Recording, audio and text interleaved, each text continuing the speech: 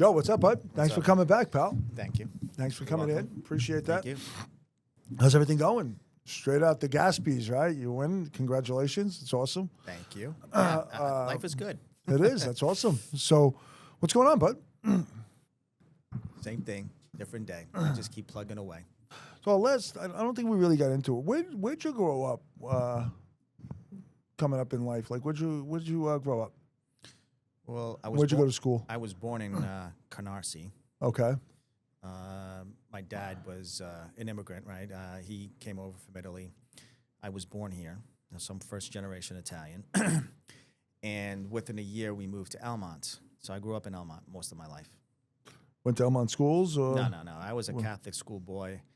My whole life, I went to St. Vincent de Paul Elementary. Okay. I went to Kellenberg Memorial High School, and then, obviously private college. What college did you go to? NYU. NYU. And Brooklyn Law.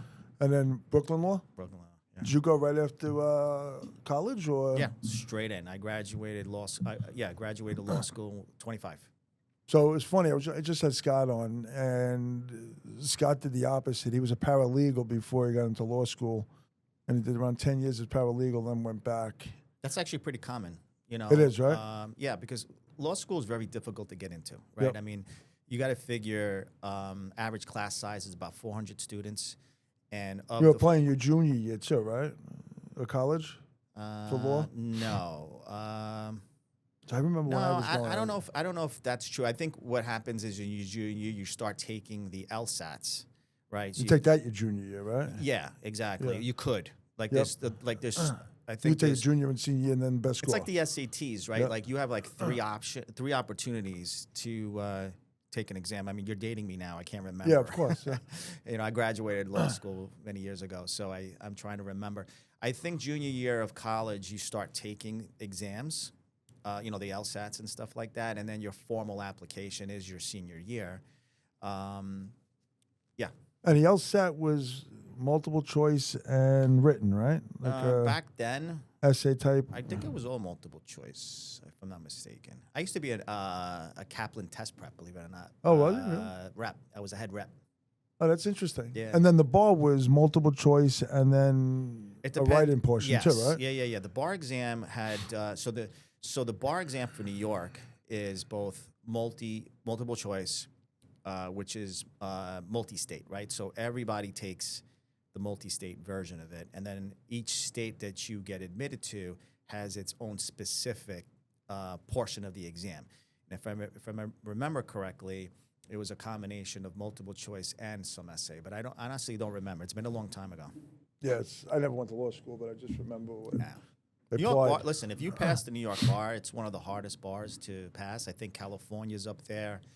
I was just going to ask you, what's harder, California, Florida, or New York? I mean, today I Or is it all would three of them? probably argue California. I mean, listen, I'm not trying to bash states, but California. We've always said in law school, California is ass backwards. Yep. You know, true. whatever New York has, California has an opposite law. It's just backwards. But Well, and it was just, again, talking to Scott, we didn't really get into it, but why is it that law changes constantly? Why is it moving where it's different law? So it's always moving. That's why it's a practice, obviously, right? most of it has to do with politics. I mean, look what's happening now, right? I mean, just to get into a little bit of politics, just to answer the question. Sure, yeah. Memdani, now that he got elected, and, I mean, a lot of the things that he's talking about, he can't even do. He's a New York City mayor. Correct. Right? But what is he looking to do? He's looking to tax the rich, right? He's looking to increase property tax. He's looking to create all of these different laws, right? So politicians usually come together and create laws, and then the laws obviously get Moved differentiated based upon the states. But the other things is that, something will happen, right, that's going to cause somebody to create a law. Megan's Law, right, the Amber Alert, right? I mean, that came out because of a child that was abducted, and now they wanted to create a way to get people notified, right? So all the laws change based upon Always to make something it better, obviously, Yeah. to help out the... in theory. Yep. But I mean, I can sit Argue the here other way, too. Yeah. that there's a lot of laws out there that are making it worse. I could see that. I mean, you and I have discussed it. I mean, even the lawsuits that come against our company from, some of these people out there that, whatever's right is wrong, whatever's wrong is right. and you look at it and say, how can this possibly be? I mean, just the other day, I think I was just watching one of those like posts that was in Newsday, a NYPD guy. You know, he just not assault. Well, they charged him heard with about second degree this, yeah. assault. But he was protecting a little girl being 15-year-old. groped by a 62-year-old. So Right. our laws are not protecting the hero, right? They're making the hero a defendant. That's right. So some of these laws don't make sense. Yeah, that's right. Was that a family member? Not that it's. No, I don't think it was well, I don't wasn't know. it? I don't know. All I know is I a just saw something on 62-year-old that. man groping a 15-year-old girl. This guy is a 40-some-odd-year-old NYPD officer doing the right thing, you know, attacking the guy to stop it. And he's the one getting charged with second-degree assaults. Like, It's scary. It really is. And I don't want to get political because that's why I it's stuck not- to yeah. real estate. Yeah, that's why it's best to stick to real estate. So on that note, when did you decide to go full force into real estate, and why did you do that? So we spoke about this a little bit last time, in that I was fired from my job because I was making too much money. Okay. It's kind of like my history of my life, so to speak. I've always been in situations where I'm always protecting and advocating for others. And what ended up happening was, Is that because of the lawyer in you think, or just? No, I think law was just something that I ended up because my dad wanted me to be a lawyer. I wanted to be an architect, to be honest with you. Oh, did you really? I wanted to don't design remember. houses and build houses. I mean, I love that. I mean, the last 10 years I've been doing flips, right? So It's interesting. yeah. So I got into law, and then once I got into law, I realized that, you know, what I've always been used to in terms of helping people was just natural. You know, it's just that I ended up doing it in real estate. Initially, I wanted to do products liability, and I realized that's not what I wanted to do. It's being in a courtroom arguing all day long. I mean, it's just stressful, and just look at the conversation that we're having about what's right is wrong and what's wrong is right. It's a lot easier put together a contract, sell a house, make someone happy, and move on. But what ended up happening was, when I started my own practice, I think I was around 27 years old, I think. Young. Yeah. I was kicked out on the curb, basically, and I opened up my own practice. My first year, I made $750,000, doing roughly 100 closings a month. And I got burnt out, man. I got burnt out young because I was popping out. I mean, I've done over 1,200 contracts a year. In my career, I've been involved in over 5,300 real estate transactions. A lot. And I got to the point where, thankfully, I was able to build a nice passive income. So I don't, like right now, I don't have to work a day if I didn't want to. God bless. Yeah. So I decided, and I said to myself, you know, these guys, meaning brokers, are making whatever it is, 10, 15, 20, 30, 40,000, right, on an average transaction. Obviously, if you're in Manhattan closing a $20 million deal, you make more. But let's say, you know, at the time, average home was between 300 and 600,000, right? A couple of percentage points per side of the deal. If you doubled the deal, I mean, you do the math. And I said to myself, I think I could do a better job than these people. And I don't have to, I can still practice law, right? I don't have to sit there and do closings all day long. And that was really the catalyst of me moving over. I actually tried to do both, meaning maintain my practice. I hired an attorney to run it, basically, and it was more work than I wanted to. And the person just picked up and left one day because she wanted to get married. You know, and to kind of rethink that whole situation and rebuild it, it just wasn't worth it to me. I just liked doing what I do, and I learned a long time ago. I think it was actually when I first joined Keller Williams. Someone at Family Reunion had said this, that the one thing you never get back is time. That's right. And I realized that, you know, because my son at the time when I was first practicing in my own practice, not as an associate, meaning when I owned my own practice, I had a pack and play. Like, my office was a little bit bigger than this, about maybe 25% bigger than the room we're in here. And I had a desk in the corner. I had my desk over here. My wife at the time used to come in after school, do all the checks and bookkeeping for me. And then I had a pack and play. I think I put the pack and play like over here somewhere. Nice. And my son, for the first couple of years, was in my office, you know. Wow. And, you know, most people had no problem with it. But every once in a while, you get somebody to say, like, you know, an office is no place for a child. And you know what I did? I said, "There's the door. Yeah, Don't let it so wait. you had to- Don't tell me how to run my business or my family, right? And this is what I had to do to work my job, make the money, but also be around my family because that was really important. I was in the office from 7 in the morning. You're still a young guy too, so it's not like Yeah, but just put this in perspective, right? At 27 years old, I was running a practice, right? I didn't have my child until he was 30, until I was 30, sorry. So I got married at 25, bought my first house at 29, got pregnant right away with, my wife. I got pregnant. I had my child at 30 years old. So as a 30-year-old, right, I had the maturity, and I do consider it maturity, to tell somebody, don't tell me how to run my business, right? Here I am running an office. I'm making at least $750,000 a year. I'm paying salaries for people as a 29-year-old, and I want to be around my kid. I was in the office from 7 in the morning to 3 o'clock the following day, nonstop. I used to eat at Averoni Brothers. They had a table. Like, you walked in, there was a reserve sign. That was my table.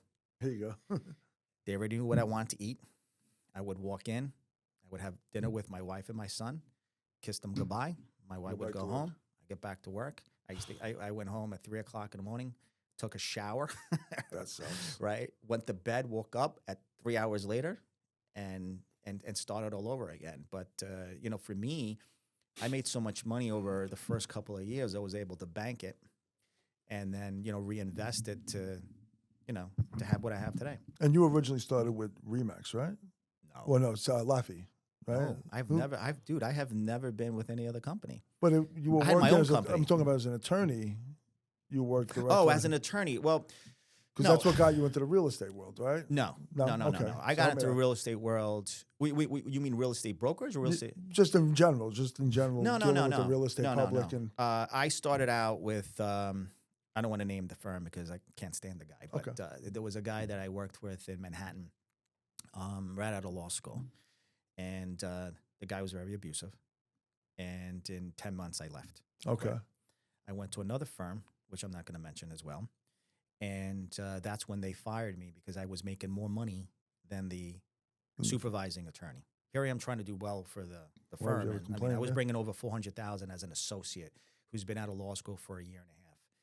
And they were doing 2 closings a month. I ramped it up to 50 a month. Wow. And they had a problem with it. So that's when I started my own practice. At that point, I said to myself, I can help various aspects of the real estate transaction. So I had my own title company. I had so that was known back then. You have your own title. You're doing your own. I had my real estate. own mortgage company, but I had partners. So you fill out an affiliated business disclosure. Sure. Everything was on the up and up. If there was a conflict, obviously I wouldn't take it.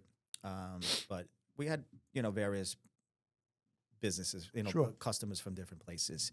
But then what happened is the mortgage industry tanked, right? So February of 2007. That lasted for a couple of years from when I, first got practice. And then I realized it's not something I really wanted to do, like have it all. It's just too much. I wanted to have more freedom in life. I'm the type of guy that, and you can see my numbers, like, they go up and they go down. I don't really focus on making every single dollar every single time. As long as I got my daily bread. You're good. Good. I continue to make money. I continue to make money in multiple different ways. And I have more joy and happiness seeing people be happy based upon what I do in terms of helping them or the transaction than for me to worry about every single dollar's got to be my dollar. I think that's the wrong way of thinking. Sure. I don't think that's what we're here on earth to do. So you get into the real estate brokerage world, what year? You really start going into that brokerage world and going into that world? I didn't really, when I first got my mortgage, my mortgage company and my real estate company, the real estate end of it really wasn't something I focused on much, to be honest with you. We had it, but we did it basically to feed the mortgage company. The first year that was used for leads. We made almost $1 million. On the mortgage end or the real estate? Mortgage end, only the mortgage end. Okay. None anything else. I mean, it was a great to do. But again, at the time we had between my mortgage company, my settlement company, because I represented lenders as, as a bank attorney, we were representing and had about 30, 40 lenders in our I don't know what you want to call it, group book of portfolio, business, whatever, book yeah. of business, right? If you ask me how many of those lenders are in business today, I mean, you probably count them on one hand, Wow. because they were more on the on the wholesale side as a mortgage broker, and then what happened when the market tanked. Being a mortgage broker was very difficult. Yep. It was almost like if you weren't a banker, you weren't making money. And then obviously it came back, right? So And that was prior to 08, we're talking about, right? Where you were able Yeah, to still 100%. write whatever you wanted to write. You were Yeah. charging whatever you chose, right? Yeah? Right. What do you mean by that? Like point-wise on the... No, there has always been a limit. It was just the way that it's been disclosed. Correct, that was the issue, Back that's then, you right. didn't have to disclose YSP in certain things, right? Like I think the laws ultimately changed where, just like what we're doing now in the real estate field with the buyer's agency and the decoupling of commissions, back then, if you got paid 2 points in the back end, you didn't necessarily have to disclose it. It was on the HUD. That's right, but you'd have to disclose But nobody it. knew about it until it happened, right? That's right. And then things changed. It was all on, you were getting guys charging like 6 points on the back end back in the day. And some on the front. I mean, That's right. some crazy 2 in the numbers. front. Yeah, but I never had done that. My hardest problem, the biggest problem about my career, I think, was being a bank attorney, going to a closing, and doing a refinance, and the buyer's asking me whether it's a good deal or not. Yep. You know how hard that is to answer that question? Because I knew some of these deals were not a good deal. No, kosher.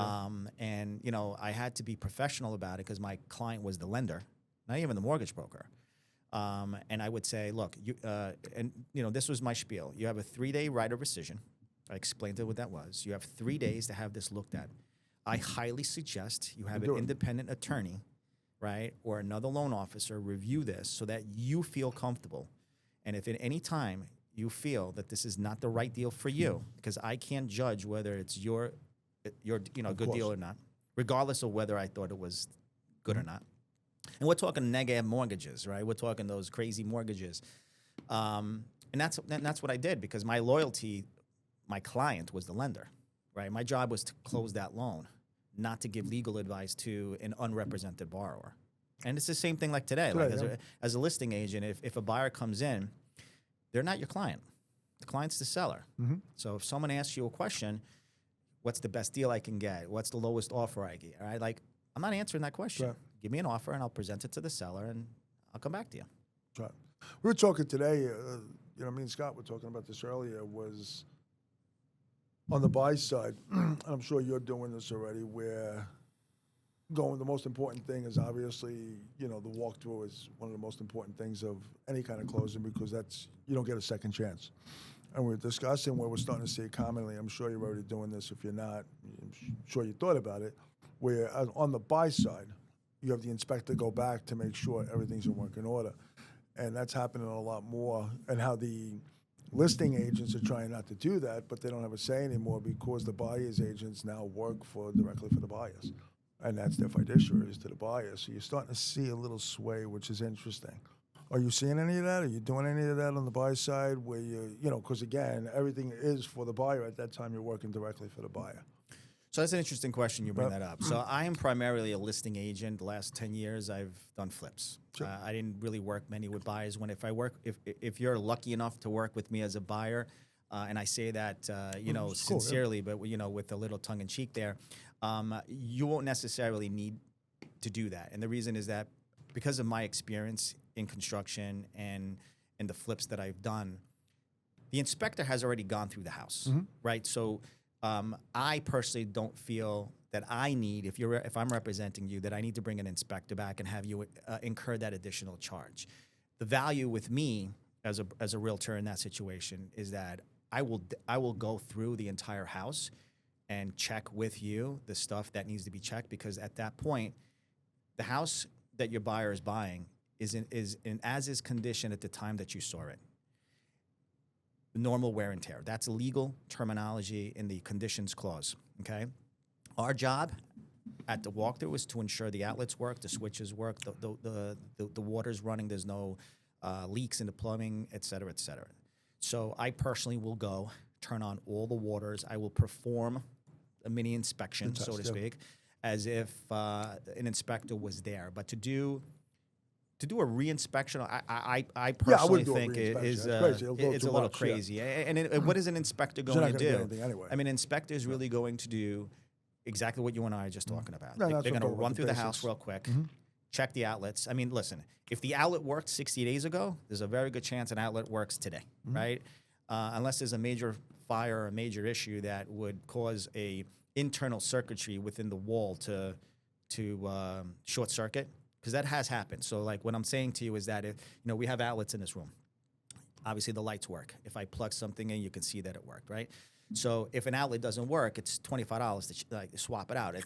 We're not talking about a big deal. Yeah, but cool. However, if there was an issue with some wiring and there was a short circuitry inside the walls, now you're talking about running a new line.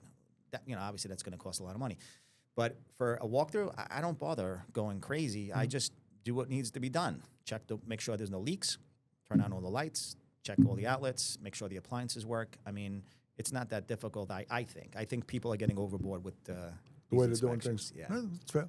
That's I fair. mean, unless you have a really challenging house, right? If you have a challenging house, and I'm not going to say that an agent shouldn't recommend that.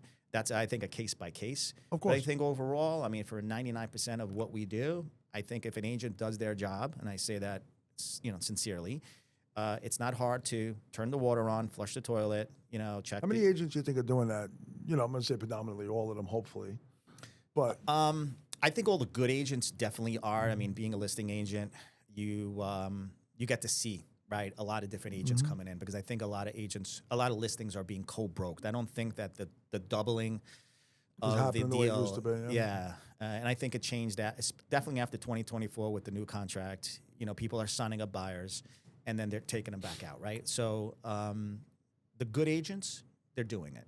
The inexperienced agents, the lazy agents, they're coming in, they're looking around, make sure there's no garbage, maybe move on. Yeah. and move on. Some of them just don't know. You can tell, by looking at an agent, the way that they walk through the house, whether they have any, additional ancillary knowledge about how a house is supposed to work.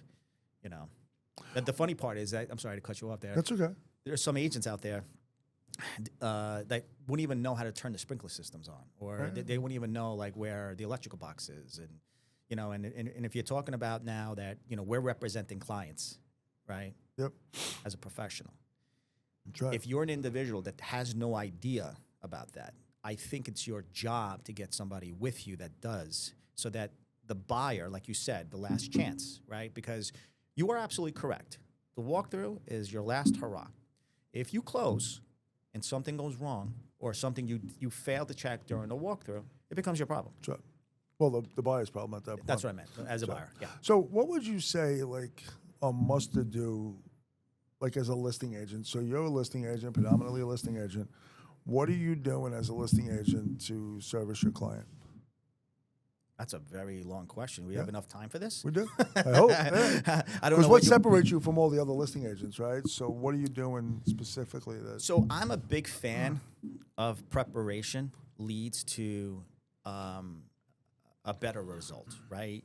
So if you were to list with me, I am not the type of guy that's going to ink you in paper, put you on the market in 24 hours. That's not happening. I mean, unless your house is pristine and there's a circumstance that requires it. Normally, you and I will sit down and we will consult. I will consult you on the process. I will run through your house based upon my experience. I will tell you from a construction viewpoint, right? I mean, we all know there's been houses where they have the most ugliest paint on the walls, or they have cracks and leaks. Maybe, the roof leaked 4 years ago, the guy never fixed it, right? Maybe, there's no adequate ventilation in the bathroom, so now you have peeling paint above the shower, right? Things like that, right? Or you have a leaky toilet that's not working, or all the basic shit. I mean, it's stuff that, like, as a human being, you don't have to be a realtor to walk through a house and be like, dude, like, you can't spend $100 on a new faucet, right? What's wrong? So I'm the type of guy that will literally go through that entire house with you, nitpick, right, on all the little things that to a homeowner might seem little. But as a realtor, we all know, right? Like, the pictures are the bait on the hook. That's what brings people into the house. So my job is to showcase the house in the best possible way, no matter what the condition of the house. I've made crappy houses look amazing to the point where clients would call me and say, Joe, I want to buy my house. how do you get these gems? All of your pictures, every single thing you list, right, looks amazing. And to be honest with you, they're not all amazing homes, right? To begin, they ended up that way. I have a house right now that's coming up in New Hyde Park. It's been a while. I helped them buy something upstate, new construction. It's my mother-in-law's good friend. And we're not on the market yet. And the reason we're not on the market yet is because I had someone come over, take care of the kitchen, right? The kitchen had some issues, right? Repair a faucet, go into the bathroom, right? Repair some So things in the let's bathroom. stand that real quick, Joe. A kitchen, that little leak damage, how much more money did you make them most likely or save them? What if I told you the total cost of all that ended up being $1,875? Awesome. And how much did that make them? Well, in we're return? not on the market yet. But how much do you think that would? Well, here's how you have to look at it, right? Some repairs is not about an ROI, That's right. right? Some repairs are just needed because if you don't, the buyer is just not going to buy. Because what happens is And it's going to drop the price. it's going to drop the price. You're going to be on the market longer, and as a homeowner, as a buyer, you're going to 10x that cost. You're going to say, "Oh my God, I got to get a contractor in here. They're going to cost me. It's going to cost me $5,000, $10,000, like all crazy numbers." Within reality, you know, it cost my client $1,875 to the point where they praised, "Oh my God, you saved me so much money. I thought this was going to be worse." And then once the house gets shown, you can see the happiness in the buyer's eyes because it's done. They don't have to worry about like, okay, what is this going to cost me? That's really what it boils down to. In some cases, like the staging and the flips that I've done, we're talking exponential. We're talking about you listing a home, let's say the comps are at 825. There's a very good chance, and even in this market, that you can get above asking simply because of the way the house looks, both from the renovations and from the staging that you put together. Wow. Yeah. So I come in as a client. I'm looking to list my house. You're going to tell me how long before we do the construction. What's that? Well, take me through the whole process with you again, real quick. So It's a case by case. So let's say I got a gem. if you got a gem, we're on the market in 2 weeks. Okay.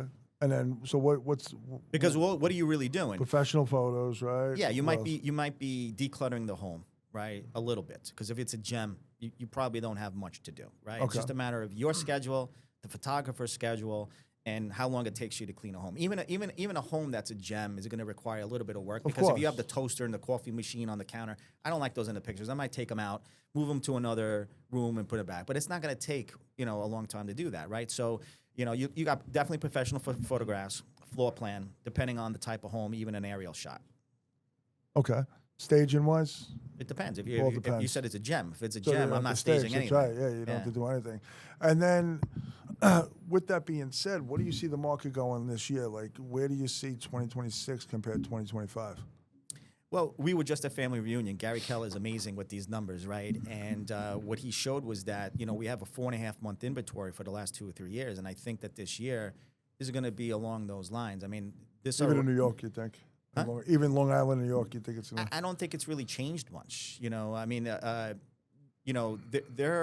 some content that I'm going to be putting out myself shortly that I've considered doing. And I think the answer to the question is really microanalyzed. You have to microanalyze it because when you go to somewhere like family reunion, right, they look over it at a 12-month period. Yep. In a 12-month period, you're looking at a 4.5 month inventory. But we all know that there's cycles, right? There are times in a year where let's say the absorption rate or whatever it is 2 weeks, a month, because it's a hot time. And then you got other parts of the year, it might be 5 months or 6 months. Do you really say, oh, we're going into a buyer's market now? Because no, it's just seasonality that we have in the industry. So I think overall, based upon where the interest rates are, there's always people needing to buy and sell. I don't really see us having a big fluctuation. You might see it for a month or two, but when you look back at the end of 2026, you're going to realize it really wasn't much different than the previous couple of years. It's just a matter of where you're hitting it within the year. And that's where hiring the right agent that understands that is going to get you to understand that, to make a pricing decision. Because some people are like, well, can I squeeze an extra 20, 30,000? But then you're looking at it and says, well, that extra 20, 30,000 is going to give you probably an extra 30, 40, 60 days on the market. If you're willing to do that, we go for it. Yeah. What do you like? This is a silly question. This came up to me the other day. Curb appeal. How important is that when selling a residential home? So I think curb appeal is not something that you could generically answer. And the reason is that, you know, if you're selling a property on 48th Street in Maspeth, right? There's only so much you can do with a 16-foot lot, a 20-foot lot. With right, a tree in terms front of it, right?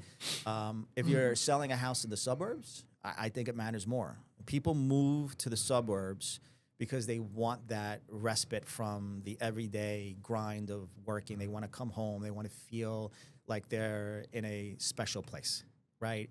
And I think that if you drive up to the house and there's just something about the house that doesn't hit home to you, I think that's going to deter some people from even entering the house. I mean, I've been literally at open houses where I'm like looking at the watch. I'm like, what time is it here? Shoot, the open house is almost over. We haven't gotten anybody. It's 2 or 3 people. And you look out the window, you see a car. They slow down, they look, and they drive off. You know, they haven't even seen how amazing the house is on the inside, right? So I kind of think it's situational in terms of where geographically you're located. If you're in the city, I don't know if it matters as much. You know, obviously you don't want to look like, oh my God, what's wrong with that house? But if you're in a detached, semi-detached house, brick lot on a 16 or 20-foot lot with no front yard, I mean, what are we really talking about? Yeah. But if you're on the island, I think it matters. You know? Sure. And then, like, where do you see the market going in 26 with foreclosures and short sales? You don't see that coming on, or? I don't really. That was my field for the last 10 years. My guy got out of it. I got to get back into my old ways of doing things because my days as a flipper is slowly coming to I was just going to ask you that too. I wanted to touch on that a little bit too. As somebody that's buying and selling homes, what are you looking at as an investor when you're going in there? Like, I used to go in when I did it back in the day. I would buy in Astoria, Whitestone, and areas like that, and try to look for 20% on my money, which you're not getting anymore. At least I wasn't. That's why I got out of it. What are you looking for today that's going to get that deal over the top? Well, we didn't look at it that way because we had a little different. My guy bought the note. So you guys were buying notes. Right. I was going directly to clients. And then he would foreclose on it. And, okay. You know, again, going back to the politics and the laws, I mean, our foreclosure system, it's a shit show. Yep. I mean, he was taking 8 years to foreclose. Wow. And his foreclosure attorney, because I didn't do the foreclosure. You remember what he was buying? Do you know what he was buying the notes on, or how much? 50% on the dollar. 50? 50. 50%. Wow. Okay. So if it was worth 800, he'd buy it for 375, 400. Wow. But then it would take him a couple of years to get the eviction process. If you got into it in 2 years and then you put in, you know, anywhere, some of these houses we would put in only 50 grand, some 150,000, right? Wow. Because sometimes you had a gem and sometimes you didn't. You had a big problem, you know? That's right. So you don't know what you get until you get them because unlike a regular deal, you know, a foreclosure, you're buying distress. So it's a surprise every time. And you don't know. You just don't know. That's interesting because and it was funny when we got into back in the day when I was an agent in Bayside and me and Eddie were doing REOs and we were doing them with Bank of America. I remember Eddie, you were saying working around the clock, that poor, you know, SOB was sitting in the freaking market center I would get in at 9 o'clock, home at 6. Poor Eddie would come in at 10, 11 o'clock and not get out until 4 in the morning. Because he had to do a quater and all of that crap and look to, you know, get it sold, get those properties Luckily, sold. I didn't have to do all that because my guy was a private equity firm. He would give me a list of 30 properties. But you already owned them too, really, right? No. This is what I'm saying. Before we own them. Yep. So he'd give me a list of 30 properties from the asset manager, and he would say, these are my favorite. Which ones are your favorites?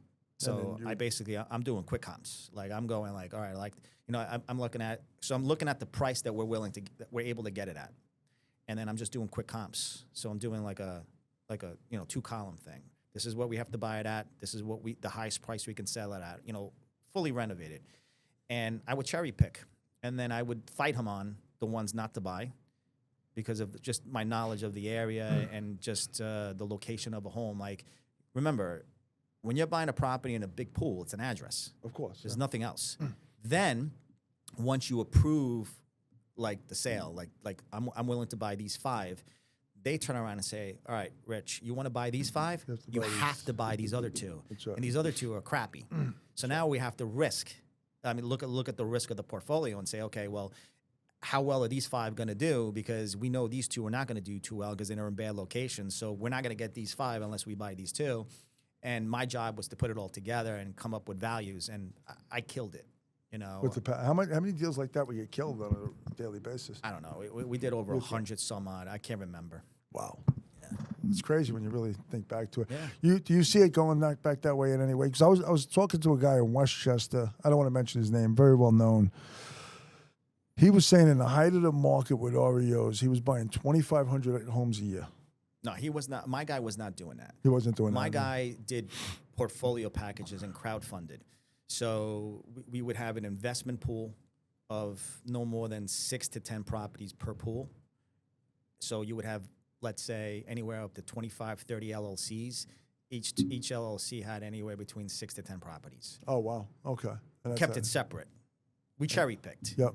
Because when you buy 2,500 homes, I am telling you, you're getting a lot of there's duds. a lot of crap. Yeah, you're getting a lot of duds. And you're going to be reselling. And trust me, a lot of those people lost money on those deals. Sure. Because this property just can't sell. Well, it was interesting. He said he lost more money later on because the 2,500 you would offset, right? So it would work itself out. It's always like that. It's a and it would portfolio. balance It's like a out. stock Exactly. portfolio. So where he got hurt was when that 2,500 turned into 100. Because that big of a difference, he couldn't gauge and make his money back. But that's what I just said. Yeah, that's exactly what you said. My job was to cherry pick. That's So right. what you just said is exactly what my job was. And that's why I said I killed it. Is because I literally would fight him on it. Like right. you know, after COVID hit, he actually said to me, he says, if it wasn't for you, I'd be out of business. A lot of guys And I like did. that. I like the fact that I'm able to help people that way. You know what I mean? Well, absolutely. And to be honest with you, that's kind of the reason why I won the Gatsby Awards. You know, the nomination for Real Estate Icon of the Year. It was because, you know, the whole purpose of that whole Gatsby thing is not about numbers.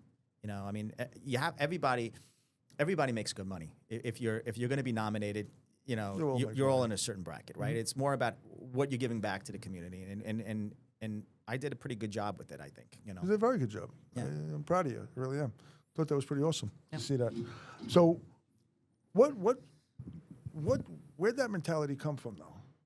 what mentality? Like just giving back. Like where did you get that from? Is it just instilled in you growing up? Is it something that over time comes out? Like where do you get that from? I don't know. You know, it's hard to answer that. I don't know if anybody really, truly can answer that. I can say this. We all have a purpose on this earth, right? I believe that. Yeah. I saw a reel once that said that Earth is both a school and like a jail at the same time. Like, you know, we're stuck on this planet, right? Our job on Earth is to have our soul evolve, right? And we have different roles to play in that, right? I mean, everybody can't be a billionaire, right? And you say to yourself, well, why is some people rich and some people poor? Right? It's a very complicated answer, right? So ever since I was a kid, we're talking like third grade, I've been like this, you know? So I think it's something that has been like part of who I am as an individual. And as I got older, I started learning more and more about, you know, spirituality and just, you know, the benefits of that. And I think that there's a lot of happiness around the process of becoming happy. I know it sounds weird, right? But like, for example, the Gatsbys, right? Like getting an award is an award. I mean, you know, in a company, no disrespect to Keller Williams or anything, it's just my personal belief. I haven't gone to an award ceremony in 10 years. I just don't believe in awards. And the only reason I accepted the award with the Gatsbys was because I knew that they were honoring me based upon what I was giving back. And that was very attractive to me as an individual, right? Meant something to you. And the happiness that never came from getting the award. I knew I won the minute I got nominated, right? And it's not an arrogance. It's more of a confidence because I knew in terms of what I do compared to everybody else that was nominated. Sure. And no disrespect to them, right? Of course not, yeah. But the happiness really came through the process, right? I mean, think about it. I got to visit Angela's house. I got to see the children that we're raising money for, right? I got to speak to hundreds of people, right? I mean, I raised $10,525, you know, before you donated, and Linda and Jeannie. So thank you for that at the event. But prior to that, it was, you know, over 10.5 with 105 supporters. 80% of it came outside of Keller Williams. So what does that tell you? It's awesome, man. There's a lot of people out there that saw the benefit Right. of what I did helping them, and then they decided to give back, right? So to me, it was a true testament of how many people I have affected in my life, and that's where the happiness comes, right? Oh, It's, yeah, I it's get not it. about getting That's the awesome, award, yeah. No, I get it. right? Of course. So, if I can add this story, I had a client of mine, and I just recently found out yesterday that she was a little bit more famous than she told me. I had no idea. She's a radio personality in South Carolina. Okay. And I sold her house here in Long Island, and she was very good friends with Bonnie Farrell. Bonnie Farrell was a nurse that dedicated her life to helping the children at Angela's house. Oh, wow. And she was tragically murdered by her son in 2013. You know, her son had some issues and, you know, attacked her. But to go to the happiness in terms of helping and people and stuff is that during that conversation, that allowed my client to go back, look at pictures of all the times that she hung out with her, dedicate a donation in her name, bring her name back, you know, to the present time. And seeing that and seeing the happiness that other people got from this whole process, that's what makes it all worth it. What was raised on last week? Total over 100? Did we get the 100? We got over 100,000. That's So awesome. at the event, leading up to the actual day, we raised 70,000 and change. The goal was 70. We reached 70. Then at the event, there was a mixture of people donating on the link, which brought it up to, I think, 81 and change. And then others, you know, like yourself, that donated a pretty decent amount of money. Thank you for that. That got added afterwards. But the total exceeded 100,000. That's awesome. It is. That's really cool. Very And then good cause. where does that money go to? It goes directly to Angela's house to help the children in need. You know, I really wish everybody visited these places because it puts in perspective what's important. You know, I mean, these kids, there was one child, she communicated by moving her pupils. So her pupils would somehow get connected to a mouse. So she would move and go like this, and then it would move a mouse. And that's how she communicated. So I went into the room and I would wave to her, and, you know, she's laying in bed and she's not vocal. And she would move her eyelids, letting us know that she recognized our understood, yeah. presence. Wow. You know, yeah. That's pretty cool. It is. That's really cool. And then, like, what's going forward from Angela's house now? What do they do with that money now? So I get it. They give it to the kids. I mean, but I don't what know else? exactly, You don't know what, exactly. but I mean, it's for their care. You know, Angela's house is responsible to take care of medically fragile children. These are children that insurance does not pay 100% of their costs. So it goes to taking care of the children and also making their parents feel normal a little bit. I mean, you know, during the winter it's difficult, but when we visited, they showed us on the outside, they have a special outside area where the parents can come and kind of like hang out with the kids a little bit. And there's a swing that they built that you can put a wheelchair on and awesome. just allow the kids that are wheelchair bound to experience a swing. Wow. It's the little things that we take for granted. Of course, yeah. That means so that- much to yeah. them. And then what drove you to that, though? And I know you saw it, but, like, what really drove you? Can you put drove me to what? doing that, like going into Angela's house instead of something else? Like, Well, that's a requirement of every nominee, okay. right? I think the difference is that, you know, and you've known me for some time now. I think you've said this to me once before when we were building the Woodbury office, and that is when I put my mind to something, I'm unstoppable. And that's why I knew I was winning the nomination the minute I got nominated, because to me, if our goal was to raise money for medically fragile children, I was going to make sure that I was going to be the top nominee for that. Wow. So I held events. I held 2 events. I almost had a third. It just timing was really tough. I spoke to hundreds of people. Not everybody donated. You know, you can only Can't blame them. yeah. I mean, Times are you tough. don't know what people are going through, right? Sure. I'm not going to judge, you know, someone not being able to donate Of little course. as $25, right? I mean, that's really what it was. But the people that did, I mean, just think about it. It's a numbers game, right? Real estate is always judged by numbers, volumes, transactions, contracts.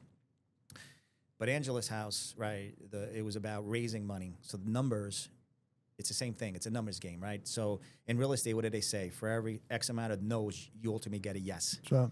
Same thing with raising money. I just used that skill that I had in real estate to talk to people, right? So it's a testament of being a prospector, right? You talk to 200-300 people with the hope that 100 people donate. My goal was to raise 10,000 and 100 supporters. So I Wow. raised 10, 5, 25 with 105. That's awesome. Congrats. That's pretty cool. That's really cool.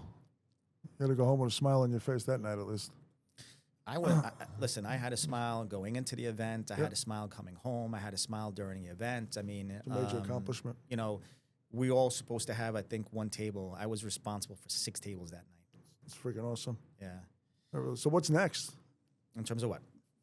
Just Joe DeVito and his team. Like, what's next? Well, I don't really have a full team. I mean, I have a couple of members, but I haven't really focused on it. I didn't really care so much about it. I mean, as you can see, I do a lot of different things. I mean, we spoke about pool last time. So I own a pool league. I have just various avenues of income.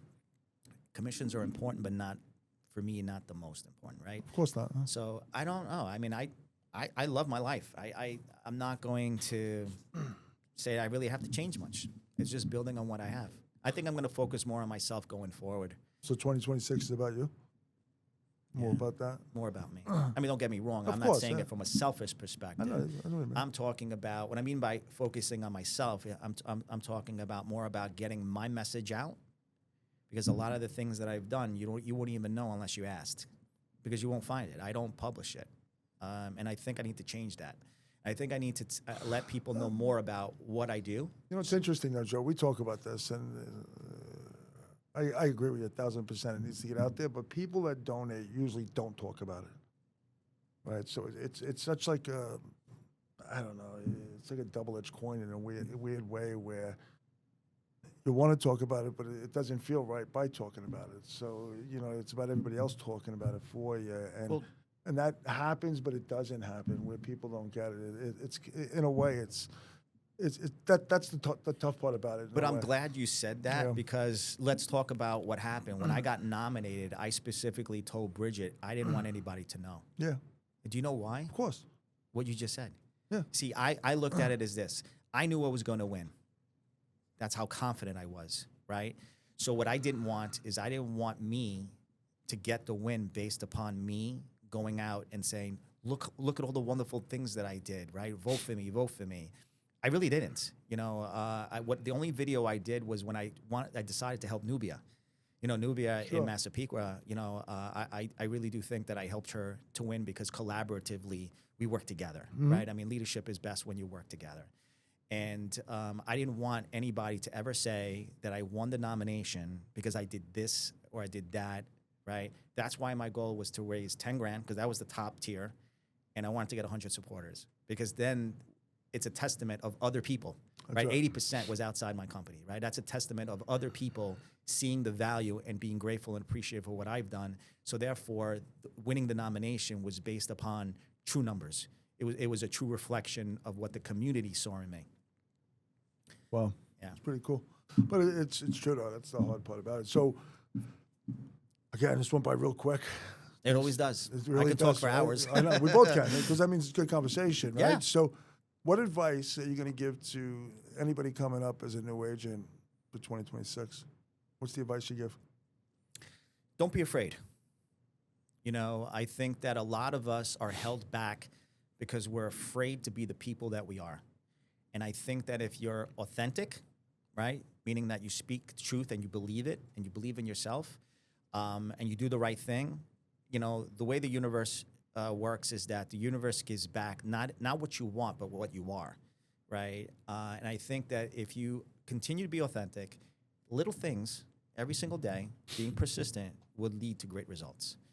And that's the biggest thing I think that young, not young people, but new people in the industry, they expect to see immediate results as soon as they get into real estate, not realizing it's going to take 3-6 months before you see a deal. But once you get that first deal and you continue to do what you need to do, little things lead to big results. Awesome. Well, very well put, Joe. Thank you for coming in. I appreciate you. Love you, brother. Thank you so much, pal.